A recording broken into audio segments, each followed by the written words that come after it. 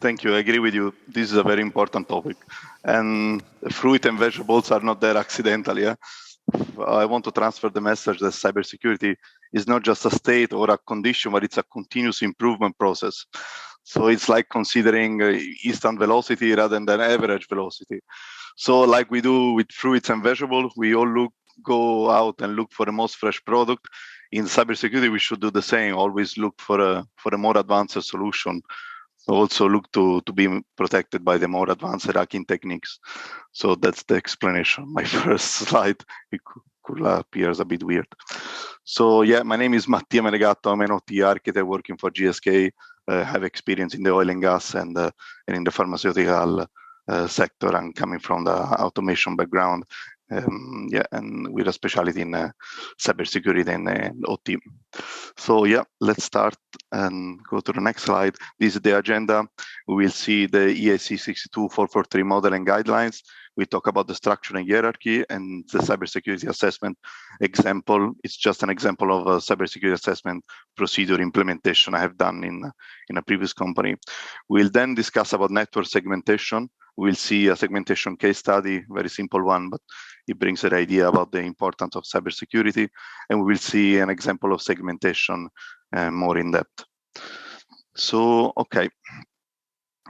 Here, this is a structure of the EAC 62443 standard. And the standard is organized into 4 general categories called general, policy and procedure, system, and components. The first section actually grouped together documents covering general like terminology and methods, and also define a glossary. So the second section, the policy and procedure, specify the structural measure is aimed to operators and maintainers. It contains, for example, recommendation for correction and update to system components.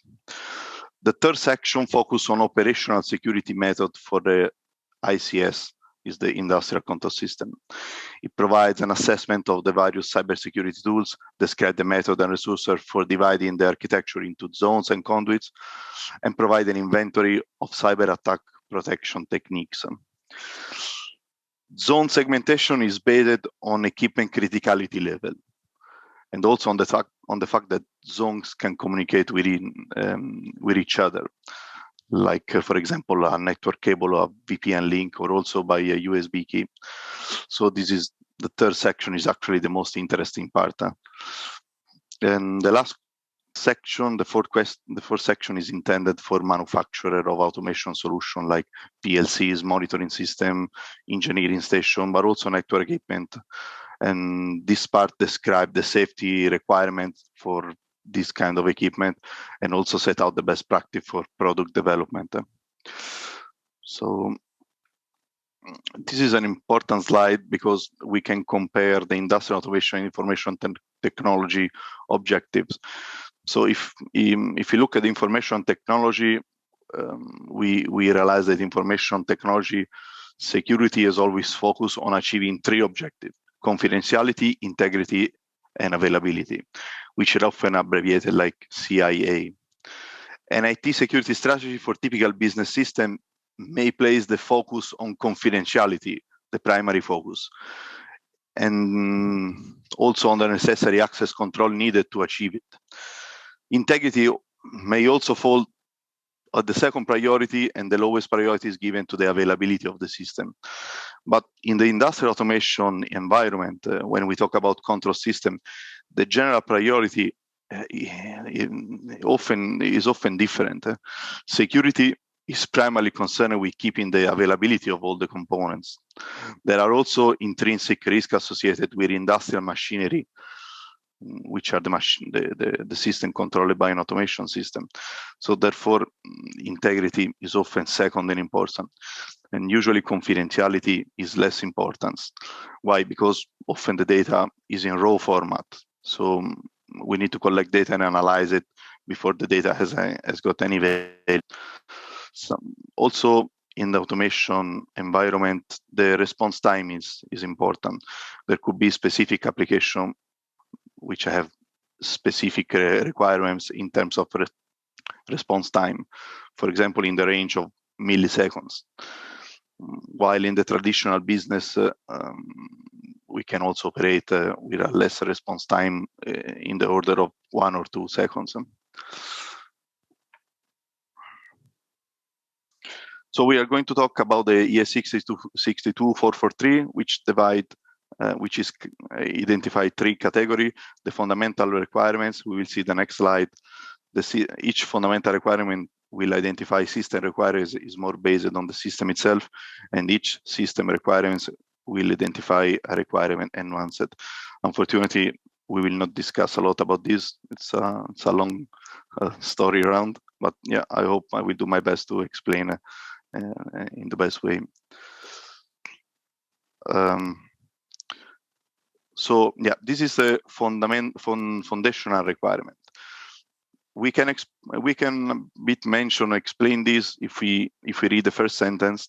So based on target security level LST, the ICS shall provide the necessary capability to fundamental requirement 1, access control. For example, identify and authenticate all users attempting to access the ICS, humans, software process, or devices. Or it provides the necessary capability to enforce the assigned privilege of an authenticated user. This is the second foundational requirement. Or ensure the integrity of the ICS to prevent unauthorized manipulation. That's the system integrity one. Or, for example, ensure the confidentiality of information on communication channel and in data repository.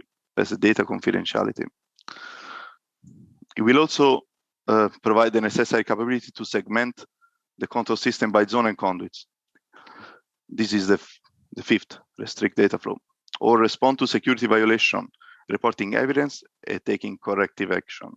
That's the 6th, timely response to event. And the last, it should ensure the availability of the control system against the denial of some essential service.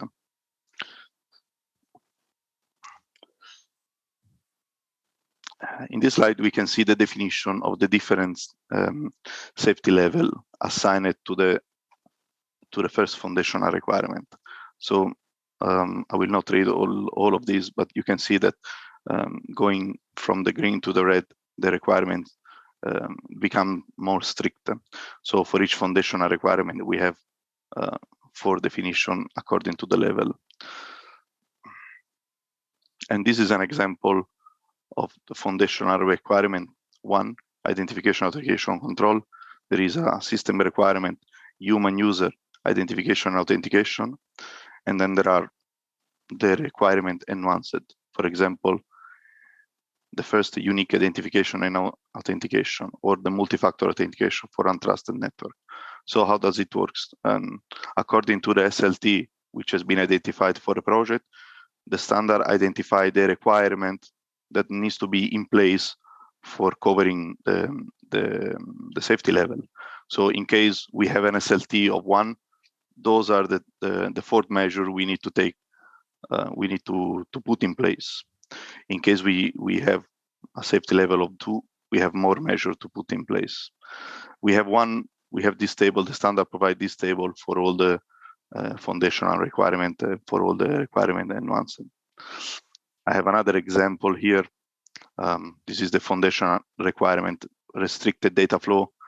We talk about system required network segmentation, and it's the same. You can see that going on the right side, increase the number of requirements that must be applied to the project. So in the first column, we have 4, and in the last column, we have all of them. This is just an extract from the standard. So just 1 second.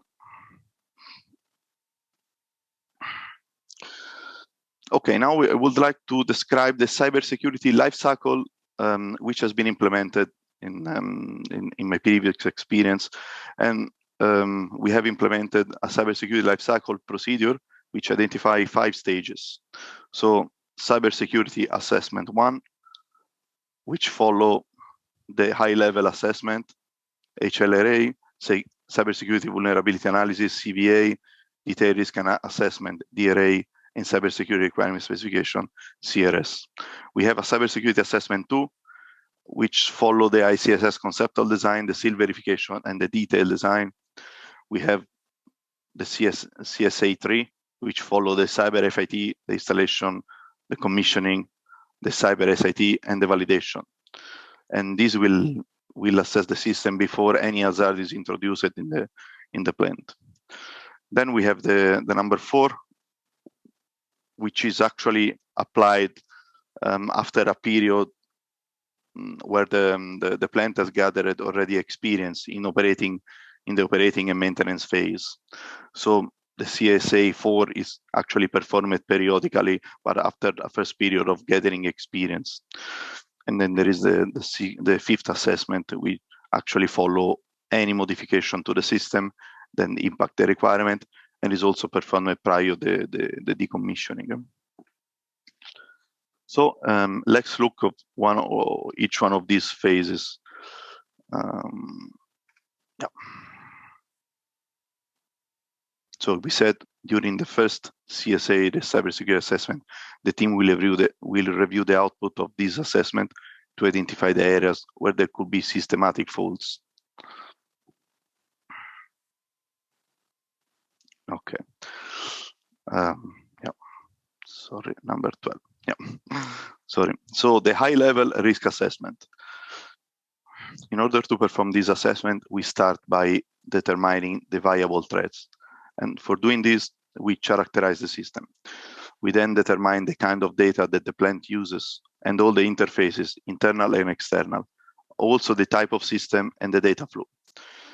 We then identify any potential threat, like unauthorized access or malware infection. And then we analyze all equipment connected to the SCADA network, and we assess the impact of a possible breach, like loss of authorized access or unapproved use of data.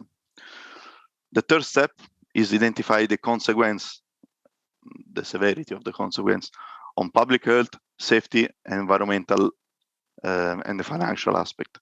So the health and safety risk, it's a risk for workers, for people on site, for the people living near the plant, but also for contractor. And yeah, the second risk is the environmental risk. It's a risk of emission or disposal of product, taxation or penalties. And we also have a financial risk, which is the equipment damage, the loss of production, and also affecting short-term or long-term planning. Next slide. Here I propose a small case study for describing the CVA. So the CVA is the cybersecurity vulnerabilities assessment. What we did the assessment on a live plant. So when we have awarded for this, let's say, project, the first step was to review all the documentation of the industrial control system, and this including all the policies and procedure, also the network architecture and the switch, router, firewall configuration. These documents are very important to review it before we go on site, because we want to learn the company structure and we want to understand what is in place on site compared with what has been designed. So we noticed that the network diagram was very detailed, and also it was including a DMZ, like the architecture shown there is just an example. So what was the challenge? The network architecture was well designed. It did show the plant enterprise zone separated from the PCN by 3 DMZ firewall, 1 for each PCM, so that was good. However, there was a note in the drawing stating that this solution has not been implemented. So they described something they designed, but they didn't implement it. So we start our assessment. We began in taking a high-level tour around the facilities. It was immediately noted that there were obsolete revision of Windows operating system like NT, XP, and Server 2000. As per my experience, this is not uncommon in the control system environment. So yeah, we noted and we continue. But the biggest surprise was to find that multiple vendor systems were already infected with malware. So by luck, the operating system was so old that the virus didn't propagate. So we recommend the client to clean up all the OS. Then we continue, and we did look at the network and attach we did look at the network and also all the workstation and server attached to the network. And we discovered that there were more than 10 multi-home server. Multi-home means a server with more than one network interface controller. So potentially a bridge between two different network levels. Some of them with even 6 network interface, all of them used. So we recommend the client to locate this server into the DMZ, because we recommend not to doing any bridge between network level. We discovered also that the DMZ switch was mounted and clearly labeled, but there were no wires connected, and it was also powered down. So again, it was designed, but the DMZ switch were not there. We also realized that there was an attempt for remote access connection from the enterprise level. And we discovered that there was a possibility for connecting from the enterprise level to the PCM with a remote desktop connection, for example. And part of this was because there were many multi-home servers. So we recommend to disable all the remote desktop services except for the system in the DMZ, which is acceptable for them.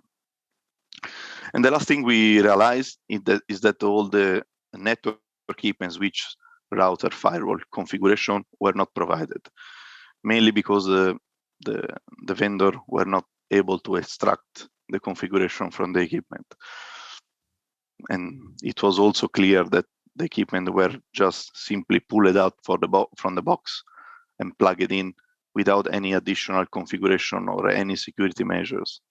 What we recommend to the client was to follow a standard configuration, like disabling unsafe protocol or limiting access, and also change the default password for switch management.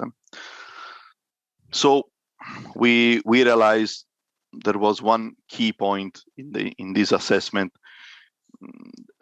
We identified the importance of having a properly configured firewall and network switches, and also the importance of having DMZ and zone and conduits identified and separated in order to control the data flow in the PCM.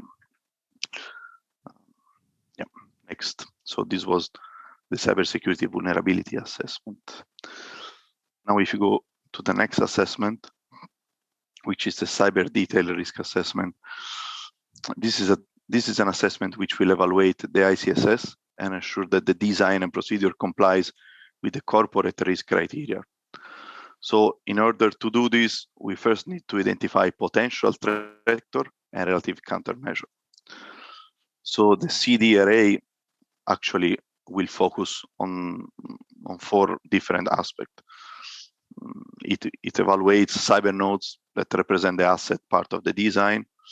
And to do this, it uses a methodology similar to the ASOP methodology. And the primary focus of the CDRA is with the control and safety system because of safety reasons. Anyhow, the entire plant network needs to be evaluated, including also internet and wireless equipment, but also third-party connection, networks, and devices, because also those can be a pathway to compromise the ICS. And the CDRA also evaluate whether current risk reduction are sufficient to comply with corporate risk criteria, or if we need further mitigation to be implemented. And the CDRA also enable the company to focus resources and effort on area with higher security needs and acknowledging areas that may not have those high requirements, let's say. So in the next slide, there is an example of the CDRA, the CSA1, lifecycle requirement. You can see there are requirements for cybersecurity management, for asset management, for high-level risk assessment, and for the detailed risk assessment. For each of the assessment requirements has been identified. So part of the procedure we have developed, it was a kind of checklist. This is just an extract of the complete checklist. I try to take the more interesting requirements, but there are plenty in the procedure. Yeah, sorry, slide 16.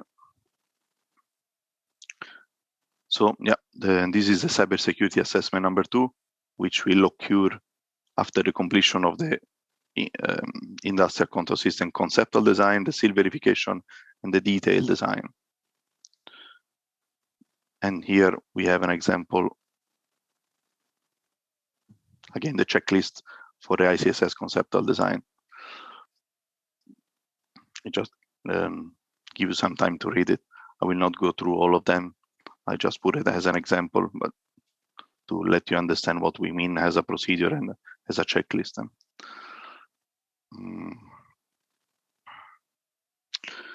And then this is the cybersecurity assessment number 3. The assessment is actually performed before any hazard is introduced into the facility. And it occurs after the completion of the cyber FIT installation and commissioning and cyber SIT. So in this case, the cybersecurity assessment team must ensure that the construction and equipment are in accordance with the design, the safety, the operation, the maintenance, the cybersecurity, and the emergency procedures are in place. For new facility, the team must analyze safety and cybersecurity hazard. And for existing facilities, the team must be sure that all the modification has been done following the management of change procedure, and there are no outstanding recommendations. The team should also make sure that each employee that is involved in the operation is trained. Not only the people involved in operation, but also the people responsible of cybersecurity countermeasure of any SIS function, the safety function. And then the team must also be sure that a plan for implementing further cybersecurity assessment is in place. And this is an example of a lifecycle requirement checklist. We can see cybersecurity factory acceptance test, ICSS installation commissioning, cybersecurity site acceptance test. So different phase, different requirements.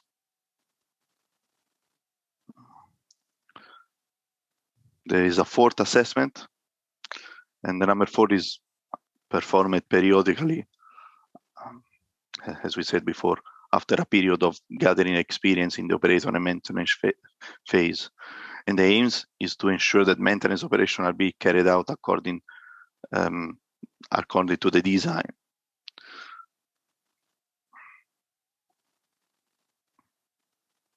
I also put an extract of the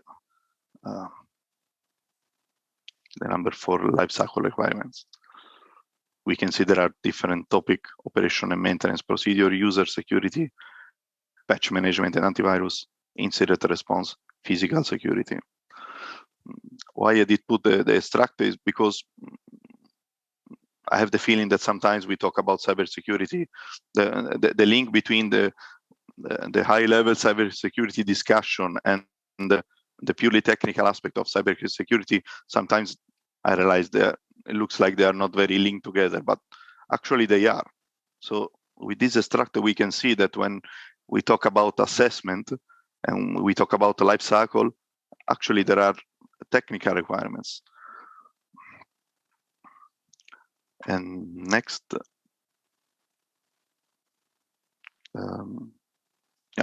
so the 5th assessment is performed after any modification and prior to the commissioning of an ICSS asset. And this is done to confirm that the implementation work has performed and is designed, and prior to the decommissioning. I also have put an extract here.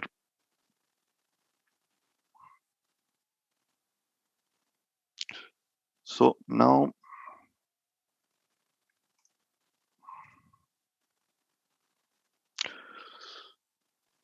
I would like to discuss about network segmentation, and hopefully we have enough time. So I will propose a segmentation case study, very simple one, and I will also present a segmentation example of a... Mattia? Yeah.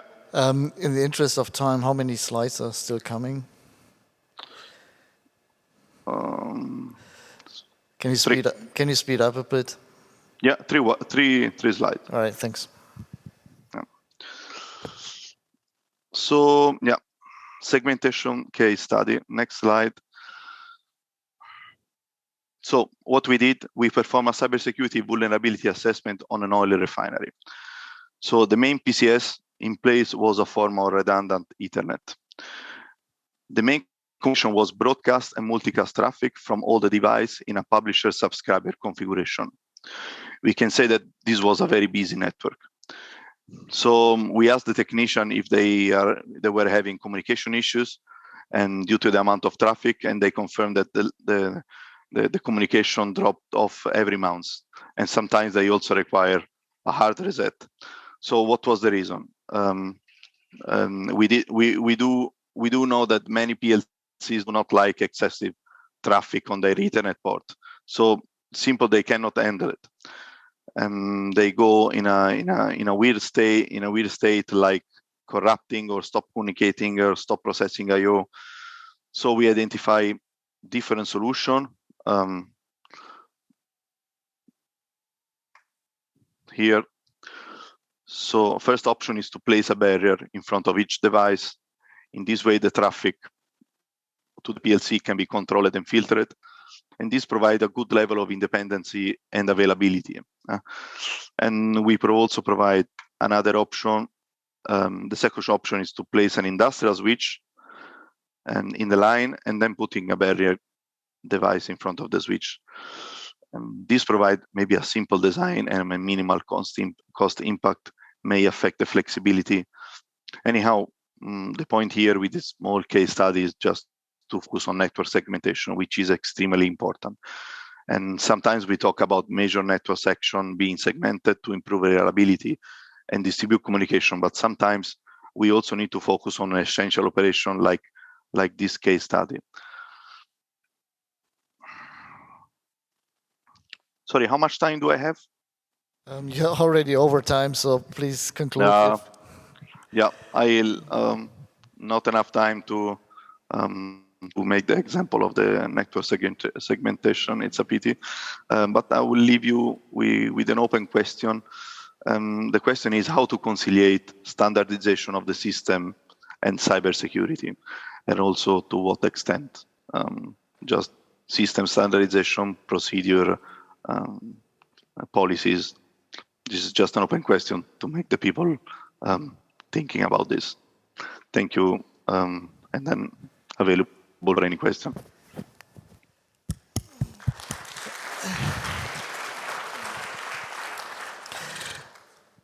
All right, thank you, Matteo. Thank you very much for the interesting presentation. Sorry for running a little bit out of time here, but we need to respect the agenda also a little bit. Yeah, sure, no problem. And I think it's a very important topic. I mean, cybersecurity, I mean, this is where everybody's impacted, all the way down from our IT solutions down to the OT solutions, and probably we have not done enough on that in the past.